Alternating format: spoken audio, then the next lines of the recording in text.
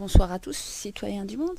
Alors, je reviens ce soir, ce 17 mai 2015, concernant donc comment dire, un reportage, une émission sur la 3 concernant donc la GPA, à la sortie donc de la Gay Pride, hein. On a eu le droit donc aux questions de GPA, donc de gestation pour autrui. Et je voulais parler justement de, comment dire, ce qui est utilisé comme argumentation finalement pour essayer de faire légiférer une loi autour de cette question de gestation pour autrui, et notamment de parler des ultra-féministes. Hein, parce que moi personnellement je suis féministe, mais je trouve qu'il quand même il y a des limites, parce que quand même au sortir donc des droits qu'ont acquis les femmes, on prône à tout va le droit de la femme de disposer de son corps comme bon lui semble. Or je voulais donc parler surtout de la racine. Donc c'est surtout de la racine donc du féminisme, et surtout par rapport aux révolutions 68ardes et au droit d'avortement, hein, par rapport au droit à la femme de disposer de son corps. Et on se rend compte quelque part, hein, toute la politique par la suite qui a été menée au niveau de la dépravation des mœurs et de la sexualité. Et on s'est rendu compte que ça a ouvert un secteur et une segmentation sur la sexualité de la femme pour l'en dépraver de plus en plus et lui faciliter donc encore plus l'accès donc à la disposition de son corps. Donc sous prétexte finalement maintenant, avec la GPA, on va commencer à argumenter que la femme a le droit de disposer de son corps comme elle bon lui semble, et que si elle veut le faire soi-disant sous prétexte soi-disant de le don de soi altruiste pour des couples qui ne sauraient pas avoir des enfants, hein, aussi bien hétéro que homo, ça serait son droit absolu.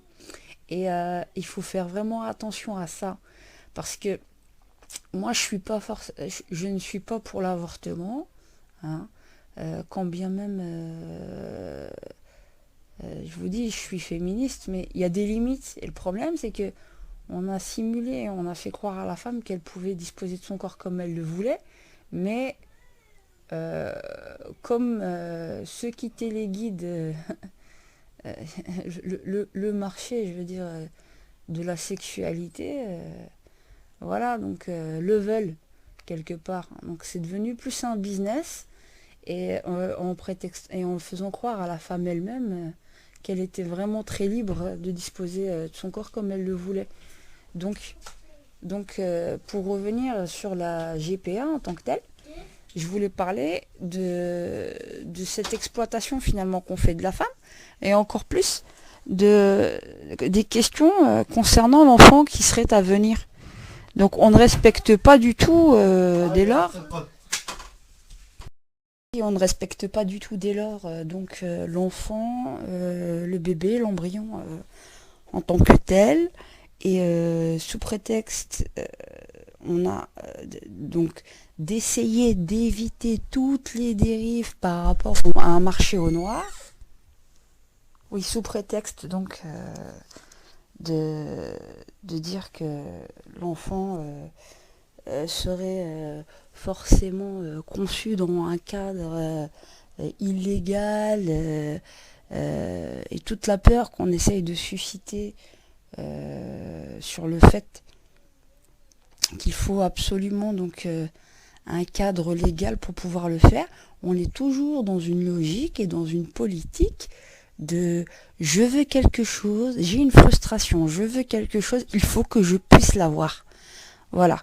Et donc on n'accepte pas certaines frustrations que l'on doit subir à titre personnel, parce que peut-être notre corps ou nos conditions de vie font qu'il y ait des limites. On n'accepte pas ces limites. On n'accepte pas de ne pas pouvoir avoir quelque chose. Donc on est vraiment, il faut absolument trouver une solution pour pouvoir avoir cette chose. Et donc, il n'y a aucune limite quoi de ce côté-là.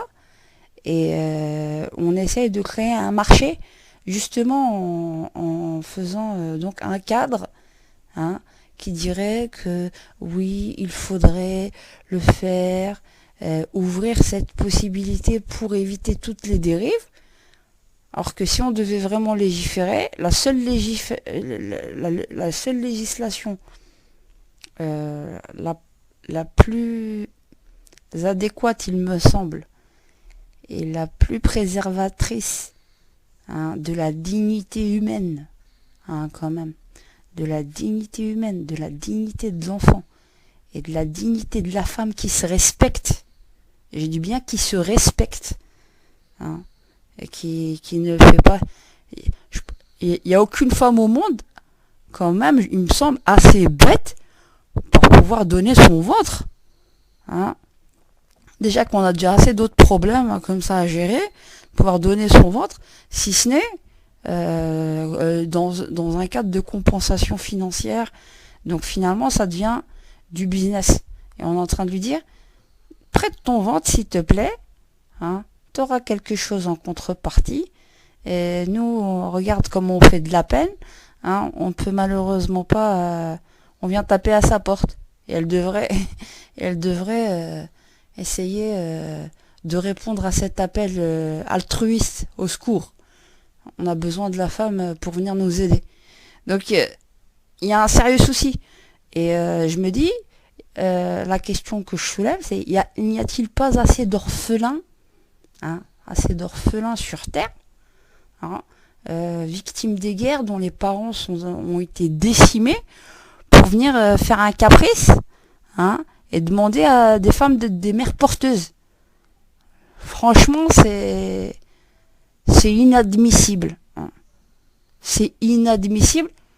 Et franchement, j'appelle toutes les femmes à refuser catégoriquement, hein, cette GPA ou d'être soi-disant sous prétexte d'être soi-disant assez libre, de tomber dans le piège. De dire que sous prétexte que je suis libre, ben je vais quand même faire ce don de moi-même, parce que ça servirait juste à montrer une fois de plus que la femme est assez écervelée pour répondre à de telles comment dire, choses inacceptables au nom de la dignité humaine. Et en plus de ça, alors par extension, les couples hétéros, les couples hétéros n'ont pas à recourir à de choses pareilles, je trouve. Hein, il y a déjà assez de techniques